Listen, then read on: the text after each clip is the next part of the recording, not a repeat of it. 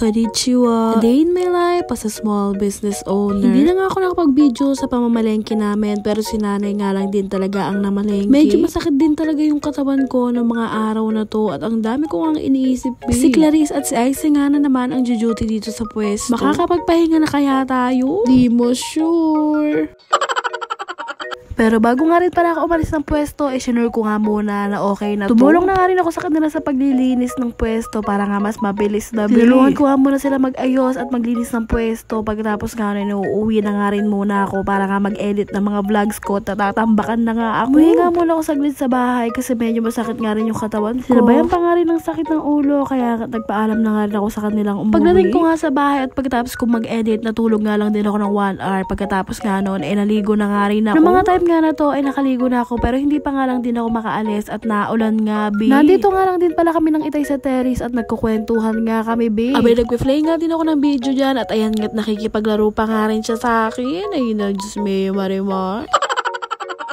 Abay, nagsasasayaw pa nga rin siya dyan at ginagaya niya nga si nanay nagsusumba. Abay, si nanay ko naman kasi addict talaga sa zumba yan, babe. Yung feeling nakakauwi niya nga lang ng bahay galing zumba ay magsusumba pa dito, babe. Tumila na nga yung ulan, dumiretso na nga ako sa pwesto at nandito nga rin daw pala si 3 days nga kami hindi nagkita pero finally, nandito na siya, babe. Meron din kasi siya mga inasikasong importanteng mahalaga pero secret na nga rin muna yun. Diba, taray? Importante na nga, mahalaga pa. Pagkatiting niya nga dito sa pwesto, meron niya akong binigay sa kanyang bracelet. Couple nga yan, meron nga nakalagay dyan kung kailan naging kami. Part ako.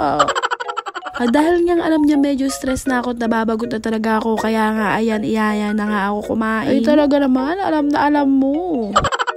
Inaya niya nga ako kumain ng samgyupsal. At malapit nga lang rin yan dito sa amin. Dito nga rin kami madalas kumain at minsan naman nagtatalabera kami pagkasama mga kaibigan. Masarap nga rin kasi dito at marami nga rin silang side dishes. Ay talaga naman, B. Nagluluto pa nga rin dyan si B pero sinasabi ko nga pwede na ba kumain? Abay, pwede na nga rin daw. Gusto ko nga rin sana sabay na kami kaso nga hindi ko nga din nahintay, B. Kaya nga sinabi ko na nga rin sa kanya kumain na nga din siya. Ay grabe naman habang nag-e-edit ako ng vlog, B. Nagugutom ako ngayon. Paano na to? Anong oras na nga, be? Habang ine-edit ko to ay 12 AM na nga. Ay, di saan tayo hahanap ng samji ng 12 AM? Finally nga, tapos na nga rin kami kumain, be. Iniiwasan ko madumihan yung damit ko, pero Maria yung pagkaklamsi ko.